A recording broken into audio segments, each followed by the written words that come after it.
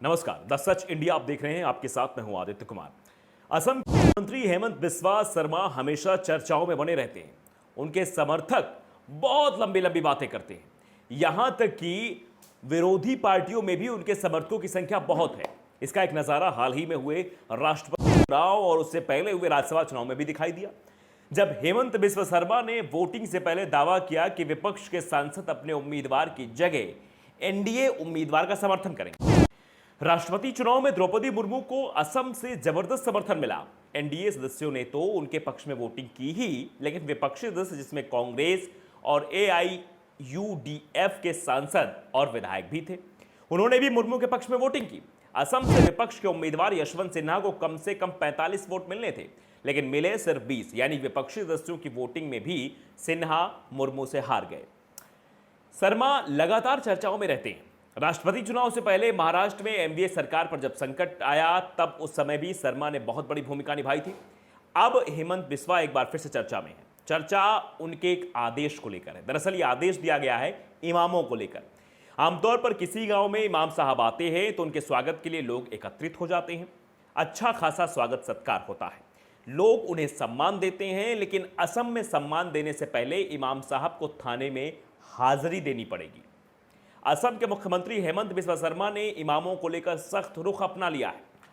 उन्होंने निर्देश दिया है कि बाहर से कोई भी अगर गांव में इमाम आता है तो गांव वाले इसकी सूचना फौरन संबंधित थाने को दें, पुलिस तक मामले को संज्ञान में लाया जाए। मुख्यमंत्री ने कहा कि आपके गांव में कोई इमाम आता है तो आप उसे नहीं जानते और कुछ भी गड़बड़ी होती है तो उसके जिम्मेदार आप खुद होंगे। मुख्यमंत्री ने साफ कर दिया कि वो इमामों पर कोई आरोप नहीं लगा रहे, बल्कि गांव वालों की सुरक्षा की बात कर रहे हैं। हेमंता ने कहा कि गांव आने वाला अनजान इमाम कौन है इसका पता होना चाहिए। आप उसे जानते हैं तो कोई बात नहीं है, लेकिन अगर नहीं जानते हैं तो तुरंत ही इसकी सूचना पुलिस थाने को दी जाए। पुलिस पहले वेरीफाई करेगी, इसके बाद ही इमाम गांव में रुक सकता है।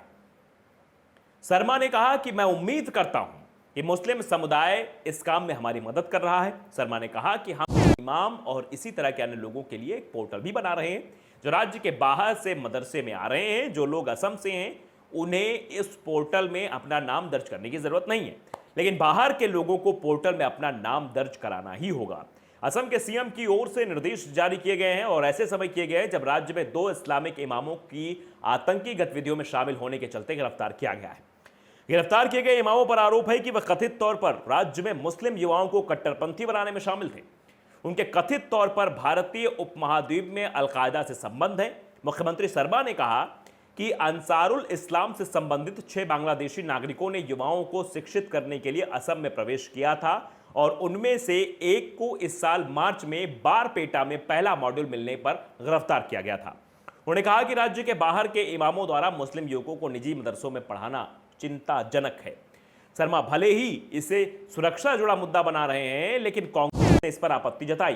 कांग्रेस का कहना है कि बाहरी व्यक्तियों के आने पर पुलिस में सूचना दिया जाना जरूरी होना चाहिए, लेकिन इसे मौलवी और इमामों से जोड़ना सही नहीं है। यह साफ तौर पर कहा गया है, यानी जोड़ा जाए तो हर एक व्यक्ति से, मतलब कोई भी बाहरी व्यक्ति अगर आसपास दिखाई दे तो उसकी सूचना तुरंत पुलिस को दी जानी चाहिए। लेकिन सिर्फ मौलवी और इमामों से जोड़कर इसका कहना कि इमाम आएंगे तभी जानकारी देंगे, ये हिंदू मुस्लिम लगता है। इस बात से आपत्ति जताई है कांग्रेस ने।